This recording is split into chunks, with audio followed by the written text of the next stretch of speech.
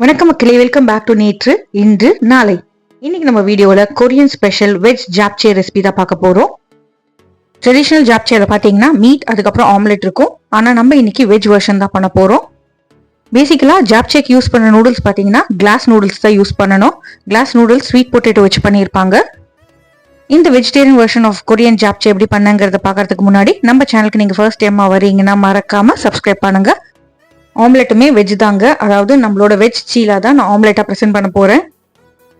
இந்த நூடுல் ரெசிபியில பாத்தீங்கன்னா நிறைய வெஜ்ஜீஸ் இருக்கும், ஃபைபருக்கு ஸ்வீட் பொட்டேட்டோ நூடுல்ஸ் இருக்கும், அதுக்கப்புறம் ப்ரோட்டீனுக்காக தான் நம்ம இந்த வெஜ் ஆம்லெட் பண்றோம். இந்த ரெசிபிக்கு நான் 2 சின்ன பேக்கெட் கிளாஸ் நூடுல்ஸ் எடுத்திருக்கேன். அதுக்கப்புறம் ப்ரீ ப்ரெப் வேலையில பாத்தீங்கன்னா நல்லா ஆஞ்சு அலம்பி ஒரு கட்டு பாலக் எடுத்து வச்சுக்கோங்க.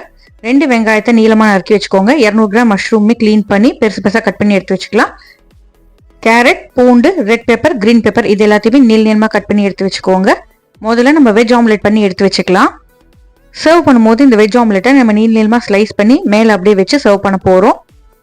ஒரு பவுல்ல 3 டேபிள் ஸ்பூன் அளவுக்கு சத்து சேர்த்துக்கோங்க. சத்து மாவு இல்லைங்க, சத்து ஃப்ளோர்னு விற்கும். அதாவது ட்ரைட் பல்சஸ் அதுக்கப்புறம் பீன்ஸ் எல்லாம் இருக்கு இல்லையா, அதெல்லாம் வறுத்து பொடி பண்ணி வச்சிருப்பாங்க. கடைகளில் ரெடிமேடாவே சட்டுன்னு கிடைக்கும். நான் மறுபடியும் ஸ்பெல் பண்றேன், SATTU. இதுல எக்கச்சக்கமான புரோட்டீன் இருக்கு, உடம்புக்குமே ரொம்ப நல்லது. முக்கியமா சம்மர்ல சாப்பிட்டீங்கன்னா உடம்பு கூலாகும். இது கூட 6 டேபிள் ஸ்பூன் அளவுக்கு கடலை மாவு இல்லைன்னா பஜ்ஜி போண்டா மிக்ஸ் சேர்த்துக்கோங்க. பஜ்ஜி போண்டா மிக்ஸ் சேர்த்தீங்கன்னா கூட காரம் உப்பு எதுவுமே சேர்க்க வேண்டாம், அப்படியே நீங்க தண்ணி சேர்த்துட்டு மிக்ஸ் பண்ணிக்கலாம். அதே நீங்க பேசன் சேர்த்தீங்கன்னா, அதாவது கடலை மாவு சேர்த்தீங்கன்னா நம்ம கொஞ்சம் காரம் உப்பு அதெல்லாம் சேர்த்துக்கணும்.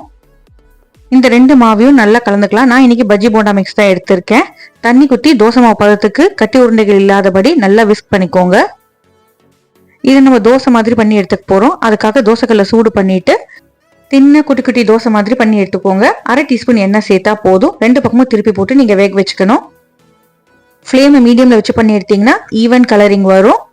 இருக்கிற மாவு, அதாவது கரைச்ச மாவெல்லாம் வேஸ்ட் பண்ணாம இந்த மாதிரி தோசை மாதிரி செஞ்சு எடுத்து வச்சுக்கோங்க. இதுவே உங்களுக்கு நல்ல ஃபில்லிங்கா இருக்கும். நீங்க தனியாவே பிரேக்ஃபாஸ்ட் இல்ல டின்னருக்கு பண்ணி கொடுக்கலாம், உடம்புக்கு ரொம்ப நல்லது. நம்ம பஜ்ஜி போண்டா மிக்ஸ் யூஸ் பண்ணிருக்கிறதுனால உப்பு புளிப்பு காரம் எல்லாமே அது பேலன்ஸ்டா இருக்கும். வெஜ்ஜீஸ்லாம் சேர்த்து பண்ணக்கூடிய வெஜ் ஆம்லெட் ரெசிபியுமே நம்ம சேனல்ல இருக்குங்க. அதோட லிங்க்கும் நான் டிஸ்கிரிப்ஷன்ல கொடுக்குறேன். டைம் இருக்கிறப்போ செக் பண்ணி பாருங்க, யூஸ்ஃபுல்லா இருக்கும். இப்போ நம்ம மேல டாப்பிங்கா போடுற எலிமெண்ட் ரெடி ஆயிடுத்து. அடுத்ததான் நம்ம கிளாஸ் நூடுல்ஸை வேக வச்சு எடுத்துக்க போறோம்.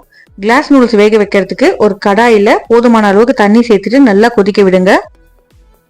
தண்ணி நல்லா தளத்தளன்னு கொதிக்கும் போது பேக்கெட்டை பிரிச்சு நான் 2 பேக்கெட் நூடுல்ஸுமே சேர்த்துக்கிறேன். கிளாஸ் நூடுல்ஸை பொறுத்த வரைக்கும் இது ரொம்ப சீக்கிரமே குக் ஆயிடும். ஒரு 3 to 5 மினிட்ஸ் இருந்தா போதும், சாஃப்ட் ஆயிடும். சாஃப்ட் ஆனதுக்கு அப்புறமா நம்ம தண்ணி எல்லாம் வடிச்சிட்டு நூடுல்ஸை மட்டும் தனியா எடுத்து வச்சுக்கலாம். கிளாஸ் நூடுல்ஸை நீங்க வாட்டர்ல வாஷ் பண்ணக்கூடாது. குக் பண்ணதுக்கு அப்புறம் அப்படியே நீங்க யூஸ் பண்ணலாம். ஒன்னு எடுத்து அமுக்கி பார்த்தாலே தெரியும் உங்களுக்கு குக் ஆயிடுதா இல்லையான்னு. கோல்டு வாட்டர் டிப் எதுவுமே தேவையில்லைங்க. அப்படியே தண்ணி வடிச்சிட்டு ஒரு பவுல் எடுத்து வச்சிங்கன்னா நம்ம அதுக்கப்புறம் டாப்பிங்லாம் சேர்த்து நூடுல்ஸ் யூஸ் பண்ணிக்க போறோம். இப்போ நம்மளோட 2வது எலிமெண்ட்டும் ரெடி. பாக்கி இருக்கிற தண்ணியில நம்ம பாலக்கை வேக வச்சு எடுத்துக்கலாம். பாலக்கை ஆஞ்சிட்டு நல்லா வாஷ் பண்ணிட்டு அதுக்கப்புறமா பிளான்ச் பண்ணிக்கோங்க. நூடுல் வேக வச்ச தண்ணி சூடா இருக்குங்கிறதுனால அந்த தண்ணியை நம்ம யூஸ் பண்ணிக்க போறோம். ஆஞ்சி ரெடியா எடுத்து வச்சிருக்கிற பாலக்கை இந்த சுடு தண்ணியில சேர்த்துட்டு ஒரு 2 நிமிஷம் கொதிக்க விட்டீங்கன்னா பாலக் வெந்துடும். வெந்ததுக்கு அப்புறமா நம்ம தண்ணி எல்லாம் வடிச்சிட்டு பாலக்கு மட்டும் தனியா எடுத்து வச்சுட்டு எக்ஸஸ் வாட்டர் ஸ்குவீஸ் பண்ணி விட்டீங்கன்னா போதும். பாலக்கை பொறுத்த வரைக்கும் அது ஹீட் சென்சிட்டிவ் கீரை. நீங்க அப்படியே வெந்நீர்ல போட்ட உடனே உங்களுக்கு வெந்துடும். நல்லா ஒரு டார்க் கலரா மாறிடும். இப்போ இந்த பாலக்கில் தண்ணியெல்லாம் புழிஞ்சிட்டு நம்ம பொடி பொடியா நறுக்கிக்கலாம். ஏஷியன் நூடுல்ஸ் சொல்லியாச்சு, அப்போ எள் இல்லாம எப்படிங்க? 1 டேபிள் ஸ்பூன் அளவுக்கு வெள்ளை எள்ளை நான் தோசை பண்ற அந்த தவாலேயே வச்சு வறுத்துக்க போறேன். எள்ளு நல்லா படப்படன்னு பொரிஞ்சு கலர் மாறுற வரைக்கும் நம்ம வறுத்துக்கலாம். வறுத்ததுக்கு அப்புறமா எள்ளு எடுத்து தனியா ஒரு கப்ல எடுத்து வச்சிடுங்க. நீங்க இந்த வெஜ் ஆம்லெட் பண்றதுக்கு முன்னாடி கூட இந்த எள்ளை வறுத்துக்கலாம். நெக்ஸ்ட் எலிமெண்ட் பாத்தீங்கன்னா நம்ம காய் எல்லாத்தையும் சோட்டை பண்ண போறோம். சோட்டை பண்றதுக்கு கடாயில 1 to 2 டீஸ்பூன் எண்ணெய் சேர்த்துக்கோங்க. எண்ணெய் சூடானதும் 2 வெங்காயத்தை நீளமா ஸ்லைஸ் பண்ணிட்டு அந்த எண்ணெயில சேர்த்துட்டு வதக்கிக்கோங்க. வெங்காயம் நல்லா வதங்கட்டும். வெங்காயம் சீக்கிரம் வதங்கிறதுக்கு இந்த வெங்காயத்துக்கு மட்டும் தேவையான அளவுக்கு உப்பு சேர்த்துக்கலாம். வெங்காயம் வதங்கினதுக்கு அப்புறமா அதையுமே தனியா ஒரு பவுல்ல எடுத்து வச்சிருங்க. உங்களுக்கு இந்த நூடுல்ஸ் நிறைய ஸ்டெப்ஸ் இருக்க மாதிரி தோணும், ஆனா ரொம்ப சிம்பிள் தாங்க. ஜஸ்ட் எல்லாத்தையும் பரட்டி பரட்டி எடுத்து வைக்க போறோம், அவ்வளவுதான். குக்கிங் வேலையெல்லாம் முடிச்சிட்டீங்கன்னா மிக்சிங்க்கு நம்மளுக்கு அடுப்பு தேவையில்லை. இப்போ வெங்காயம் குக் பண்ணதுக்கு அப்புறமா அதே கடாயில மறுபடியும் 1 டீஸ்பூன் எண்ணெய் சேர்த்துட்டு கட் பண்ணி வச்சுக்கிற மஷ்ரூம்ஸ் எல்லாம் வதக்க போறோம். மஷ்ரூம்ஸை வதக்கும் போது ஃப்ளேம் ஹைல இருக்கட்டும், அப்பதான் மஷ்ரூம்ஸ் தண்ணி கம்மியா விடும். அதே மாதிரி பாதி குக் ஆனதுக்கு அப்புறமா தான் உப்பு சேர்க்கணும். உப்பு சேர்த்ததுக்கு அப்புறம் எக்கச்சக்க தண்ணி வெளியே வர ஆரம்பிச்சிடும். மஷ்ரூம்ஸை கொஞ்சம் பெருசு பெருசாக சாப் பண்ணிக்கோங்க. ஏன்னா தண்ணி விட்டதுக்கு அப்புறம் மஷ்ரூமோட சைஸ் பார்த்தீங்கன்னா ரொம்ப குட்டி ஆகிடும். இப்போ மஷ்ரூம் குக் ஆனதுக்கு அப்புறமா நான் கொஞ்சமாக உப்பு சேர்த்துக்கிறேன். இப்போ இதுலேருந்து வர தண்ணியில தான் நம்ம மீதி காயெல்லாம் வேக வைக்க போகிறோம். உப்பு சேர்த்ததுக்கு அப்புறம் ஃபியூ செகண்ட்ஸ்லேருந்து மஷ்ரூம்குள்ளே இருக்கிற தண்ணியெல்லாம் வெளியே வந்துடும். அடுத்ததாக 2 கேரட்டை நல்லா வாஷ் பண்ணிவிட்டு தோலை சீவிட்டு நீளமாக ஸ்ட்ரிப்ஸ் மாதிரி கட் பண்ணிக்கலாம். இந்த மாதிரி கட் பண்ணும்போது உங்களுக்கு சீக்கிரமே வெந்துடும். கேரட் ஒரு பாதி அளவுக்கு வெந்தால் கூட போதும். ஒரு கேப்சிகமாக நீளமாக ஸ்லைஸ் பண்ணி சேர்த்துக்கலாம். ரெட் பெப்பரையுமே ஒரு பாதி அளவுக்கு எடுத்து நீளமாக ஸ்லைஸ் பண்ணி சேர்த்துருக்கேன். நீங்கள் எல்லோ பெல் பெப்பர் இருந்தால் கூட சேர்த்துக்கலாம். இதில் பார்த்தீங்கன்னா ஷிட்டாக்கே மஷ்ரூம் சேர்ப்பாங்க. அது இருந்தாலுமே நீங்கள் சேர்த்துக்கோங்க, நல்லா தான் இருக்கும்.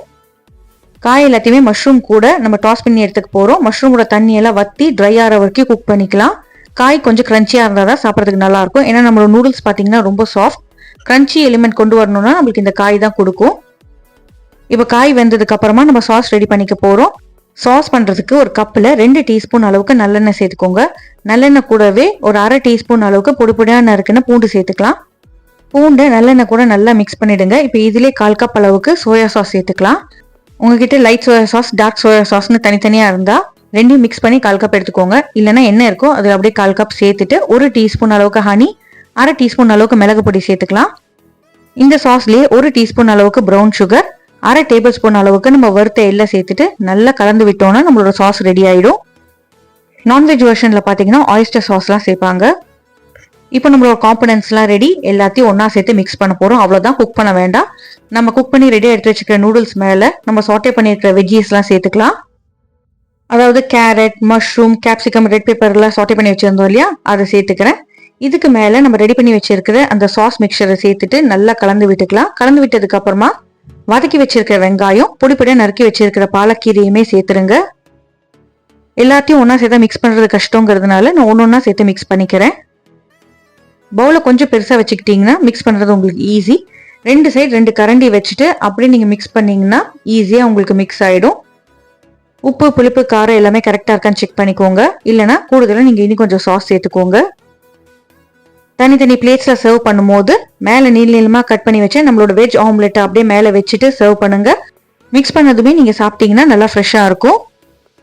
இந்த ஒரு டிஷ்ஷில் நீங்கள் பார்த்தீங்கன்னா எவ்வளோ எலிமெண்ட்ஸ் உள்ளே போகுது, அவ்வளோவுமே நம்மளுக்கு உடம்புக்கு நல்லது தான். கீரை, அதுக்கப்புறம் காய்கறிகள், மஷ்ரூம்ஸ், அதுக்கப்புறம் ப்ரோட்டீனுக்கு நீங்கள் என்ன சாப்பிடுவீங்களோ அந்த ப்ரோட்டீன் எலிமெண்ட்டை சேர்த்துக்கலாம். உங்களுக்கு ஒரு கம்ப்ளீட் மீலாக இருக்கும். ஏஷியன் ஃப்ளேவர்ஸ் பிடிச்சவங்க இந்த ஜாப்சேவை கண்டிப்பாக விரும்பி சாப்பிடுவீங்க. ட்ரை பண்ணி பாருங்கள். ட்ரை பண்ணி பார்த்துட்டு எப்படி இருக்குங்கிறத எனக்கு கமெண்ட்ஸில் சொல்லுங்கள். நம்ம சேனலுக்கு நீங்கள் ஃபர்ஸ்ட் டைமாக வரீங்கன்னா லைக் பண்ணுங்கள், ஷேர் பண்ணுங்கள், சப்ஸ்கிரைப் பண்ணுங்கள். இன்னொரு நல்ல வீடியோவோட, நல்ல ரெசிபியோட உங்களை நாளைக்கு சந்திக்கிறேன். Until then, take care. Bye bye. Have a great day. Thanks for watching.